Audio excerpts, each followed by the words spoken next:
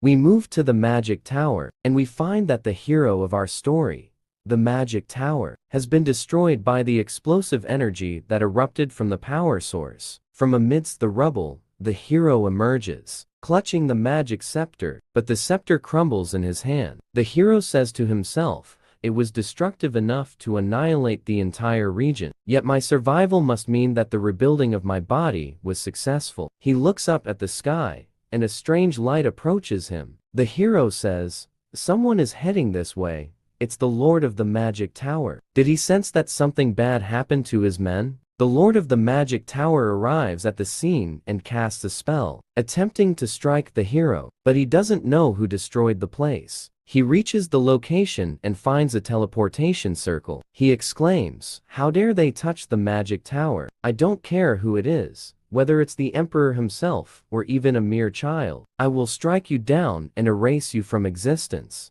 Somewhere else, the hero feels sleepy and unable to move due to the pain in his body. He doesn't fully grasp his surroundings, but he hears the sound of gurgling water. He goes to drink the water, then asks himself, "What in the name of hell is this? Where am I? Wasn't I fleeing? What happened? My appearance has changed. I don't look like this. My brown hair has turned a pale gray, and instead of my black pupils, I now have clear blue eyes. Have I become someone else entirely? Did something happen during the rebuilding of my body? But I thought it was successful. After I encountered the man from the Magic Tower, I succeeded in defying the heavens, and before the Lord of the Magic Tower could find me, I quickly fled using the teleportation spell, and then I ended up here. I've never seen this forest before, nor have I seen any of these plants in the Bohemian Magic Tower.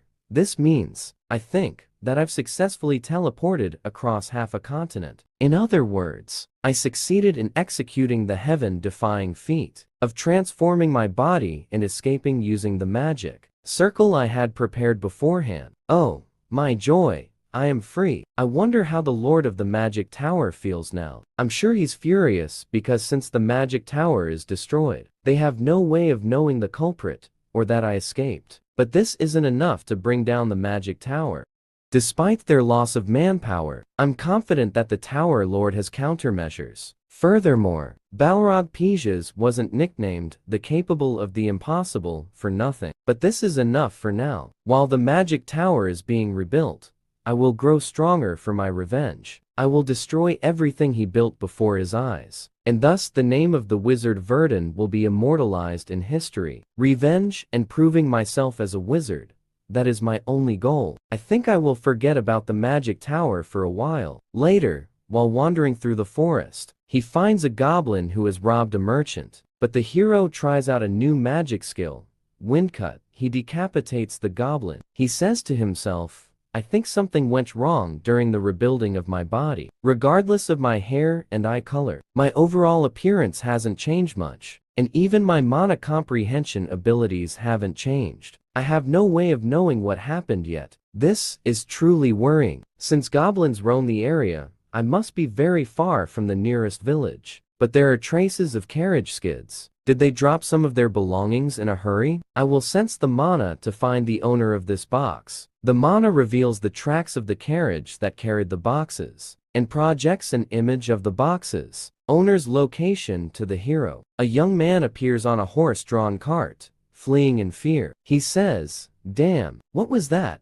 By the creator of the heavens, how did I end up in this mess?" The problem wasn't colliding with the bandits, who were supposed to have been recently wiped out during my passage through the forest, nor was it my failure to negotiate with them, saying that I had connections with Baron Pyth, and that all my mercenaries fled for their lives. That wasn't the problem either. But what about that ORC and its terrifying smile? Fortunately, the goblin was busy attacking those thieves. Otherwise, I'd be dead by now. He rushes towards the city, but he hears a sound in the forest. He says, "They're chasing me. Faster, horses, faster." But one of the carriage wheels falls into a pit on the road, and the carriage overturns. The young man is injured in his back from the impact. When he realizes what happened, he looks into the forest and sees many goblins. He is terrified and falls to the ground. He says, I can't believe I'll meet my end at the hands of monsters. The goblins attack the young man fiercely. He says to himself,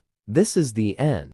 During the attack, and before they can harm the young man, the hero, Wizard Verdun, appears and surrounds the young man with an earth wall to protect him from the goblins. The hero says, I think I forgot to leave an opening for him to breathe. Well, I guess I can clear it before he suffocates. This is my first real battle, if I don't count the goblin I faced earlier. He tries out a fire ability. He says, this is perfect for testing my abilities. The protagonist's fiery arrows and whirlwind abilities decimate the goblins, but a distinct, smiling goblin commander stands among them, urging his troops forward. The protagonist, combining multiple flame arrows and a whirlwind ability, unleashes a dual-cast blazing wave arrow, incinerating and striking all goblins. He marvels to himself, I even impress myself. I couldn't kill a single goblin before, but now they're all gone. I need to get Mabo out before he faints. I came all this way to save him, but it will all be in vain if he dies. Lost in thought, the giant goblin, distinct from the others, attacks from behind, a confident smile on its face. No need to worry, it says. The scene shifts. The protagonist is now riding a horse-drawn carriage and asks the young man driving, do thieves appear often in this area? I heard thieves usually avoid monster-infested regions. The young man replies, no, this is the first time I've encountered them here. This forest is under the control of Baron Baith. I was told that the thieves in this region were supposed to have been defeated. That's why I took the usual route without any expensive mercenaries. I guess my luck just ran out today. The protagonist, Verdun the mage, thinks to himself, I thought my instant transfer had failed, but it seems I've arrived at the right place. As long as I'm in Baron Baith's domain, even though I erased all traces and changed my appearance, Bohemian Tower of Magic is probably looking for me. The young man asks the protagonist, I almost forgot to ask, when there was that horde of monsters, were you ever in danger or trouble? I apologize for asking such a silly question. The protagonist thinks, this person talks a lot. He replies, well, it was a bit dangerous. One of them was still alive. He remembers the giant goblin's attack and activating his wind cutter technique to kill it. Verdun thinks, for now, I'll need to hide my identity and focus on increasing my power. The young man, the carriage driver, says, sir, can you hear me? Verdun remembers he hasn't introduced himself to the young man yet. He thinks, the time I use my real name will be when I face the leader of the mages. Tower, my name is Asher. After nightfall, they arrive at Baith Domain, the Baron's estate. A guard appears and exclaims, Conrad, what happened to you? I'm sorry, are you alright? It wasn't just a bandit attack, but monsters too. Conrad replies, don't worry, it's not your fault. He looks at Asher, who is by the carriage, checking on the horse. Is this the mage who helped you? I can't stay silent with my friend's savior right in front of me. Tell him to come into the castle. Asher enters the castle to meet Baron Baith. He finds the Baron at the dining table. It seems I haven't introduced myself yet. I am Baron Baith Heinrad, the lord of this domain, lord of Baith Domain. Please, have a seat. You said your name was. Do you like the food? Asher replies, yes, it's really delicious. Baron Baith rewards him, saying, for saving Conrad, I have prepared 5 million elks. Tell me when you'd like them. And though it may seem hasty, I ask you, if it's suitable, I would like to employ you for a task. I will make sure you are generously rewarded. Asher thinks to himself, to achieve my goal I'll need money, and this will also give me an opportunity to practice magic in combat. He asks, can you tell me what kind of work you have in mind? The Baron explains, a few days ago, we found bodies hanging from their necks in the southern forest. According to our investigation, they were all residents of a nearby farming village. We found that village in complete devastation. Although we weren't sure of the culprit at first, we discovered it was the work of bandits. However, when we tried to search the entire domain, we found nothing. All their traces were erased by magic. Asher comments, It's probable that the bandits have a mage among them. When do you plan to pursue them? The Baron smiles and says, within 4 days. 4 days later, Asher meets the individuals who will accompany him to fight the bandits. One of the knights says, pleased to meet you. I am a knight of Baron Baith and the leader of this operation. Enoch Dush. The black-haired man is Harris, and the young man is Barrick. They greet Asher.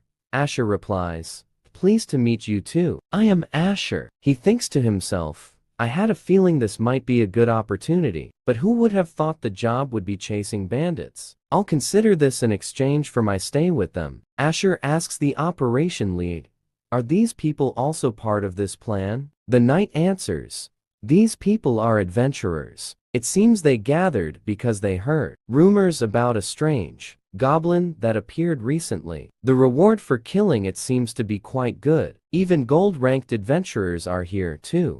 Gold-ranked adventurers are on the same level as ordinary knights. In other words, they are seasoned warriors, skilled in using energy to strengthen themselves and their weapons. There are rumors that people of that rank are capable of cutting mountains. The knight adds, please tell us if there really is a mage among the bandits. Asher replies, all right, but may I ask why you need me? Enoch explains, usually, second-level mages possess similar strength to ordinary knights, but if they start using long-range spells, that makes it much more difficult for knights to close the gap. The best-case scenario would be that we don't have to deal with the mage in the first place. Suddenly, Asher steps forward and says, there's a magic circle in front of us, and dispels the magic that was hiding it. Enoch exclaims, a magic circle suddenly appeared. How can something like this be in the domain? Asher tells him, seems the spell I just disabled was a decoy, and this is to warn the user, stay behind me. I'll go ahead and disable this too. He then disables the magic circle. Commander Enoch thinks to himself, how can he disable magic circles so easily? Who in the hell is this?